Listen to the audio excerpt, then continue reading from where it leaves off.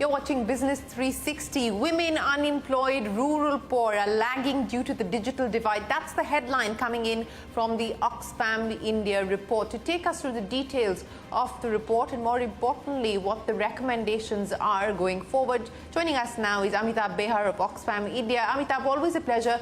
Thanks very much for joining us. And I just want to mention for the benefit of our viewers that this report is different from the economic inequality report that Oxfam puts out. That's going to come in at the start of 2023. But let's address what you are saying, Amitabh, by way of this report. Through the course of the pandemic, we realized how important access to digital technology was, whether it was education or healthcare.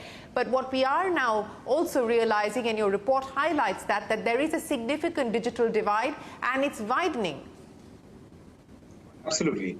As in, COVID was a massive disruption and a lot of people thought that the digital space provided answers. But if you really look at the story, I think our report tells that story and fairly bravely that actually the digital divide further accentuated inequality.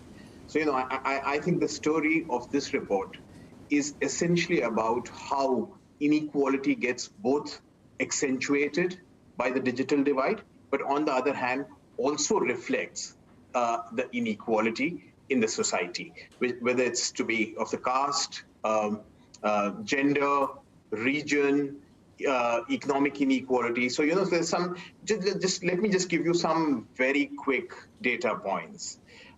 Only 11% of people who do not have education have access to a phone, whereas 76% of people who are postgraduate or above.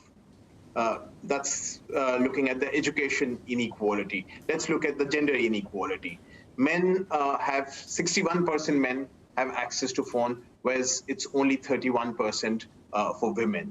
And one of the most startling data points that we saw is, and this is contrary to what we all thought, is that pre-pandemic, the access to computers or laptops in rural areas was 3%, whereas it came down post-pandemic.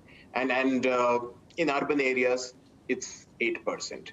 So what we're essentially looking at is that, this conversation about technology and the digital space providing solutions needs to be, we need to be cautious in seeing this as a silver bullet, and we need to really look at the existing inequalities, try and address it and overcome that inequality.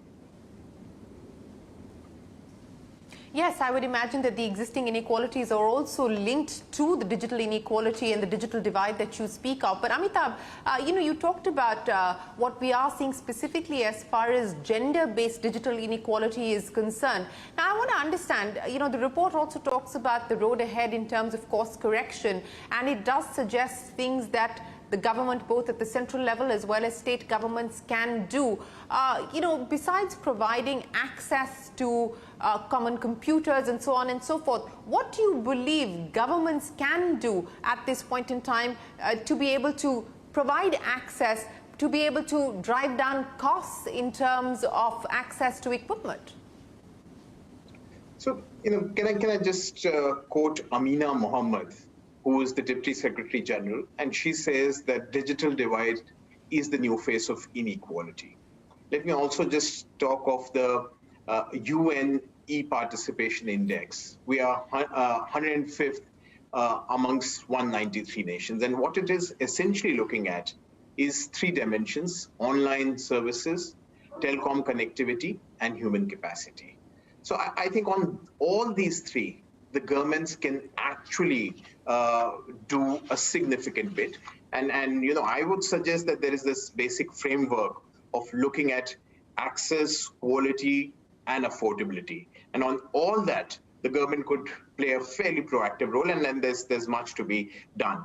But I would underscore this by saying that the measures that we've been talking of trying to address inequality through higher investments in education and health, ensuring that people get a fair wage, and you have a progressive tax structure, all that also needs to be done.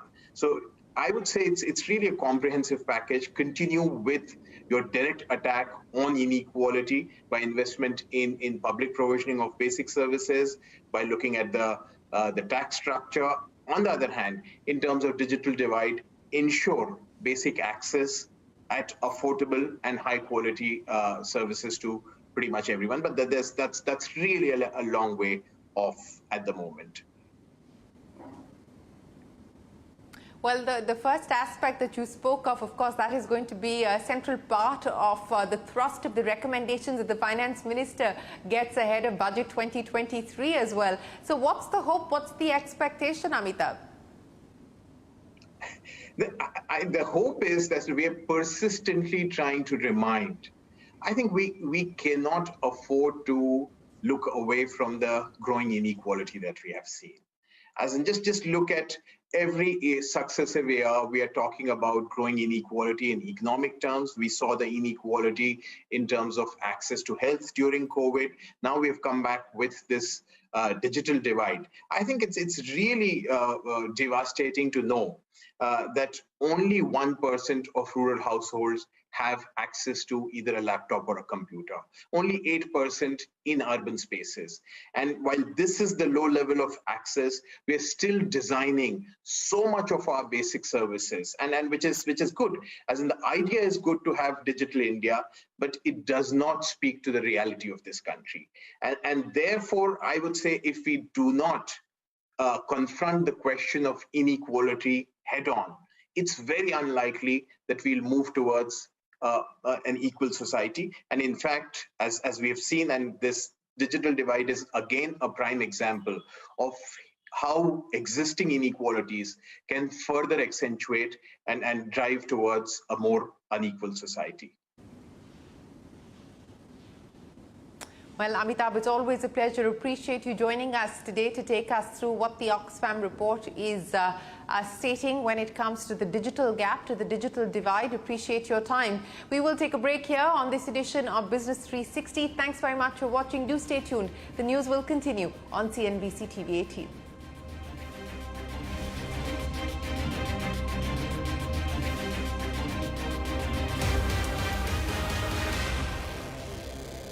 Brought to you by